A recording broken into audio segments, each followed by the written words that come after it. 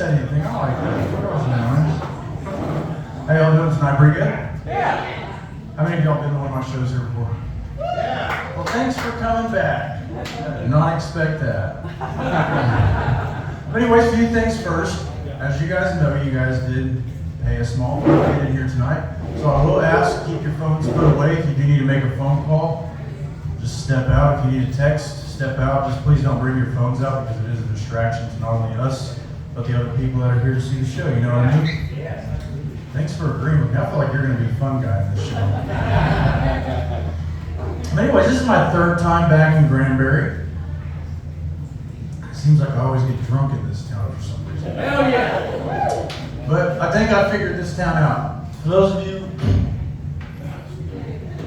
that haven't been here, the first time I came to Granbury, I had walked around the square, you know, like I'm from Oklahoma, we don't have that. The only squares we got are where the crackheads hang out and ask for money. But I simply walked around just checking everything out, you know, because this is a pretty cute little area of town. It really is. It's a really nice downtown area. And I was walking around, I went over to the coffee shop to just get a cup of coffee. And as soon as I walked in the door, somebody's like, "Sir, we don't have any public restrooms here." And I'm like, I just want a cup of coffee. And they're, well, you need to get it and go. And I'm like, I'm normal, okay? I'm not high. I'm not dirty. Like, I just want some coffee. And then the second time I came back, I was like, all right, I'm gonna dress a little bit nicer. You know, I wore nice jeans, button-up shirt, tried to feel like I belonged. I walked around and I walked past this little old lady. I smell somebody from Oklahoma around here. And I'm like, Jesus Christ. That sound right there means everybody that's got an alcoholic beverage, take a drink. I don't know what that sound is, but it's continuously happening, so I might as well put a purpose behind it, right? Give it a reason to be here. But, like I said, I came up, nice jeans, nice button-up shirt, Bass Pro hat, and I still get discriminated against. It's like y'all hate tourists or something around here, especially right now. I pulled into town and I'm like, what the fuck is going on around here? And I was pissed. I don't even live here, and I was pissed. I couldn't find parking. I'm like a fat guy at Walmart. I ain't parking in the back. I ain't walking. So I made the people ride with me for 20 minutes till I found somewhere I didn't have to walk that far. Because I don't know if y'all know, but I used to be pretty big. And I started walking from the back of the Walmart parking lot every day. You hear these mall walkers? People that go to the mall and just walk. That's how they get extra. Y'all don't do that here? Y'all too sophisticated to walk in the mall? Well, I walk the parking lot of Walmart, if that says anything. I've been there so long. People are like, hey, you need to get them baskets over there. Take them up front. All right, everybody take a drink. Y'all heard it just like I did. Cheers to you guys. Thanks for coming out tonight.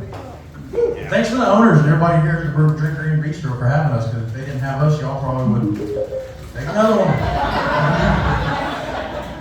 Without them letting us come, y'all would probably be out here mingling with the tourists and stuff. I bet Tinder is hot right now, you know what I'm saying? Right swipes everywhere. But I'll tell you one thing, I was coming into town, we went over the bridge of the lake or the river, whatever y'all have here. And I saw all the boats and people tubing and skiing and having all kinds of fun. I was like, man, I sure hope people come to our show because that looks a hell of a lot more fun than this. How many of you guys are lake people? Y'all love being on water, boats, fishing, skiing? That's what I'm talking about. Me too. And I'll tell you how I became a lake person. It's a little bit of a shit show, but it happened. And it all started out with my wife buying something that she didn't run by me. Which most of the time I don't care, but we do have like $1,000 limit. You spend more than $1,000, you better say something. Y'all feel the same way? Yep. You know, how would you feel, sir? You come home from work after a hard day and there's a brand new like Mercedes in the driveway. Honey, guess what? Like, I don't need to guess, damn it. Where'd that car come from? You're already pissed, right? But I'll tell you what happened. I come home from work one day and my wife took a week off of work just to stay home. She didn't want to go on vacation. She didn't want to go nowhere. She just wanted to stay home. I come home, take my boots off, and I hear noises I've never heard. Pew, pew, pew, pew, pew, pew. What the hell is that? So I walk into the bedroom. As soon as I walk in, directly to my left, brand new desk. Take a drink. Brand new desk, brand new computer that looked like it should be at. Ain't nobody here driving home. But I look over and this computer looks like it should be at NASA somewhere, all kind of rainbow colors, big ass screen. And I'm like, what's this? Babe, you're not gonna believe it. I bought a new computer. I was like, well, I kind of fucking figured that. So tell me something. How much does this cost? Well, just look at the banking app. If she won't tell you the price and just tells you to go to the app, you know there's an issue. And I'm like, well, I don't really check my app. And I'm like, okay, well, the only thing I notice is $2,000 missing out of my account. Well, babe, you just got paid. And I'm like, well, I hope you have fun with that computer because for the next couple weeks, the light bill ain't getting paid. The phone bills ain't getting paid. And we're not eating nothing but ramen for a couple weeks. And my wife, she's like, shit, I'm cool with that. I'm cool with ramen. And I'll tell you why she's so cool with ramen is because she makes ramen and adds shit to it. Boiled eggs, different kinds of meats and cilantros and stuff to it. But anyways, I'm getting beside the point. So this happened, she bought this computer and I was pissed at first, but then I realized I get to use this computer too. Turns out I don't use it very often, so I just kind of deal with it while she has it.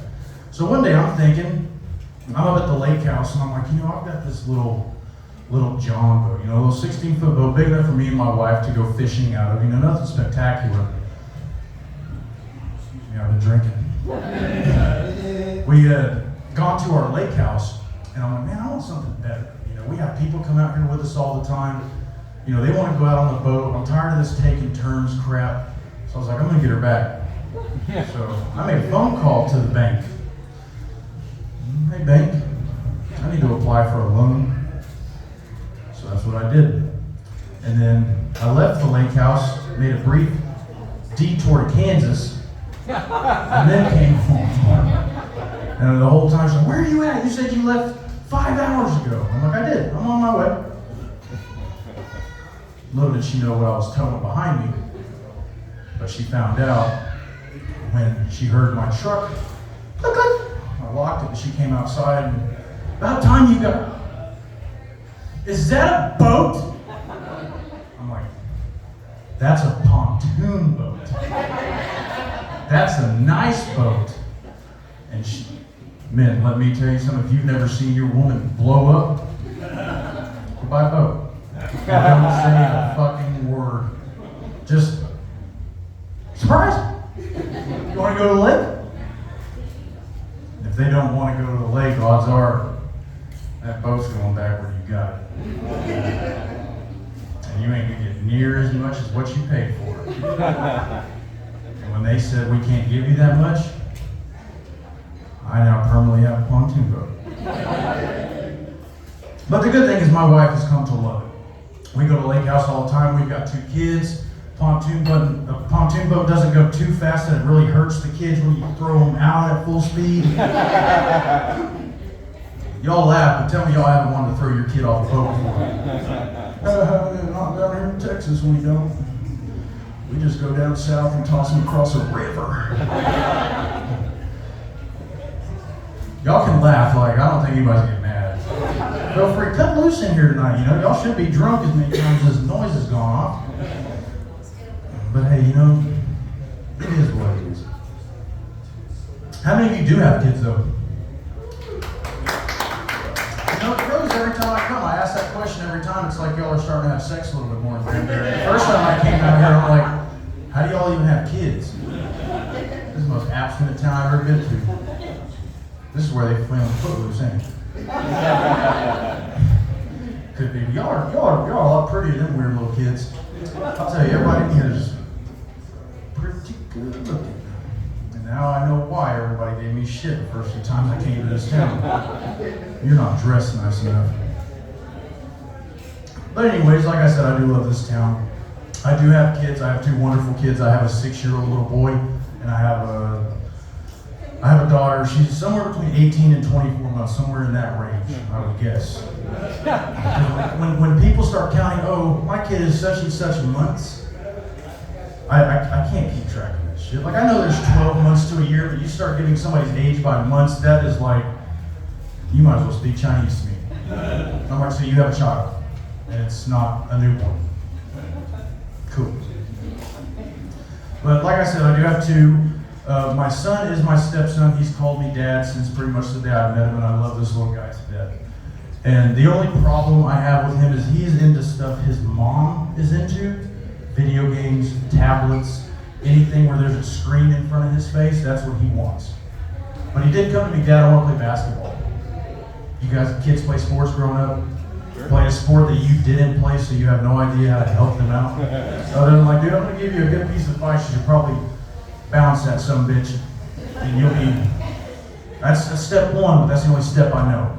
So do with it what you will. And you know, he was really excited about it, and he mainly joined to play with his friend, which as long as he's playing a sport, he's not behind the screen, I didn't care. You know, I was happy. But he started asking, Dad, can I get a basketball hoop? I'm like, man, show me a little bit more commitment to it, and we'll buy you a rim and a hoop and do all that stuff. And he asked his mom, and of course, she just bought it right then and there.